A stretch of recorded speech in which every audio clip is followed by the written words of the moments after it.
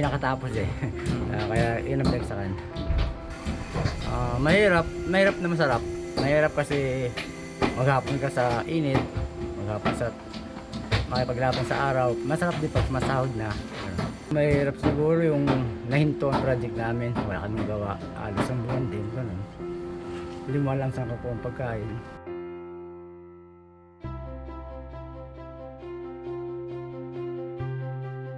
Pag December, bonus.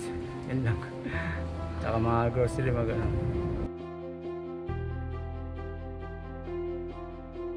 Sana dagdagan sahod ng manggagawa. Sana tuloy-tuloy yung magiging tulong ng CWS sa lahat ng manggagawa Pilipino. Ako po si Abel, isang construction workers. Suportado po namin ang CWS.